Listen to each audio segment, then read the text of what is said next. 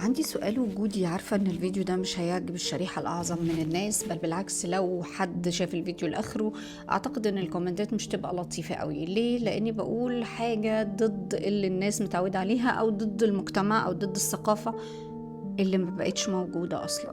وأنا بقرأ في مذكرات إيهاب نافع الفنان، لقيت جملة وقفت عندها شوية. خليني أقرأ لكم الجملة زي ما هو كاتبها وبعدين أتكلم معاكم في الموضوع. هو كاتب بيقول: وخلال عملي الفني كنت دائما أفكر في الارتقاء بأذواق الناس وتقديم ما ينفعهم.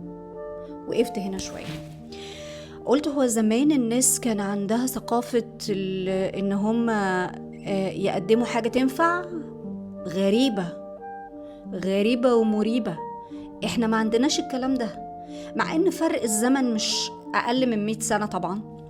يعني ما لحقناش يبقى فيه جاب كبيرة عن مستوى الثقافة.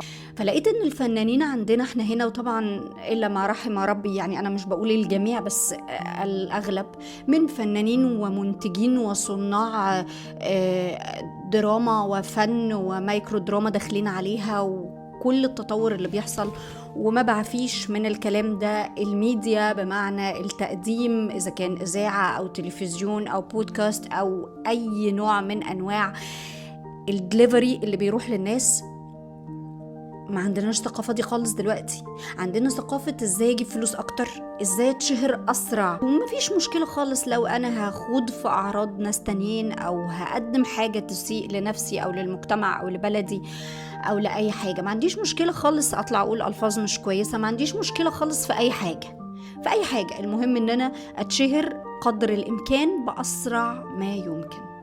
والحقيقة ان انا وقفت هنا وجالي سؤال بقالي فترة عمال اسأله لكل الناس اللي حواليا، من مثقفين وغير مثقفين، واكتشفت ان السؤال ده عندي من زمان جدا: هل الفن والإعلام بيعبروا عن المجتمع، ولا هو اللي بيقود المجتمع؟ حابة أعرف رأيكم جدا، بس هقول لكم رأيي.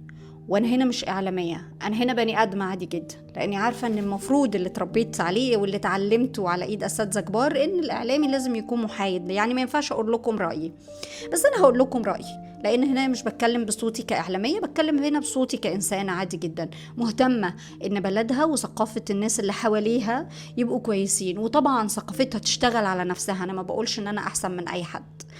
الفكرة بقى أو الرأي اللي عايزة أقوله إنه أنا شايفة إنه لأ، الدراما والإعلام بكل اتجاهاته، بما فيه الغنى، بما فيه الرسم، بما فيه الشعر، بما فيه كل ما يقدم لأي شخص، فهو اللي بيحدد شكل واتجاه وثقافة المجتمع، مش بيعبر عنه.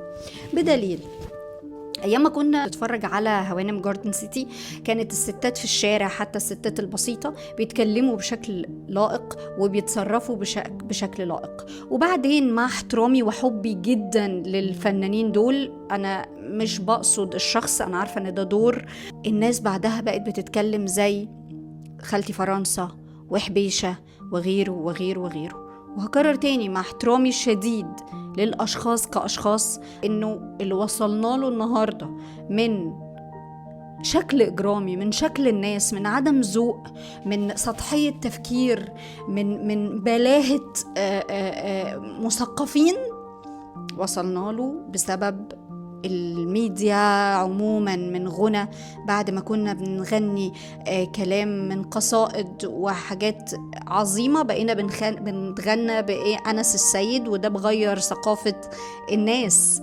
بعد ما كنا بنقدم أفلام ودراما بشكل لائق، الشرير فيها شرير بس بتبقى كرهه، مش حبه، مش عايز تتمثل بيه.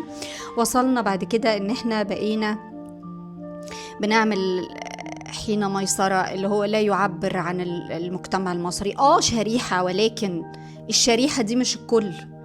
هنختلف كتير وهنتفق كتير حوالين المواضيع دي، بس أنا شايفة ستيل إنه الإعلامي لازم يكون مش بيتكلم زي الشارع. الإعلامي هو اللي بيرتقي بكلام الشارع. ما ينفعش تطلع حد بيسمى مذيع، بيسمى صحفي، بيسمى صاحب رأي أو بيقود رأي، وبيكون مش عارف يتكلم صح، أو بيكون بيتكلم بطريقة سوقية.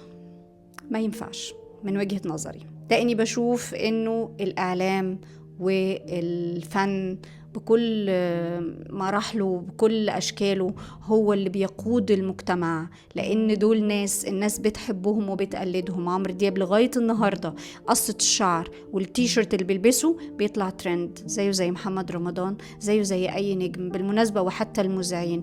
كل الناس دي الناس بتحبها وبتقلدها. فأنت كصاحب منصة، بلوجر، انفلونسر، مذيع، ممثل، منتج، مخرج، اي حد بيشتغل في الصناعة دي، ملحن، كاتب، مغني، اي حاجة، لو اخدنا كلنا كده اتجاه ان احنا تعالوا نقود المجتمع للافضل، ايه ممكن يحصل في مصر وتطوره؟ هقف هنا لحظة تاني وهقول حاجة ممكن تزعل مني ناس كتير. لو انا كمشهور، لو انا نفسي فاضي وفارغ وتافه من جوايا، ازاي هرتقي بالنوع ده من الناس، او هرتقي بالمجتمع اصلا؟ لو تتفقوا معايا وعندكم حلول يا ريت تقولوا لي. شكرا.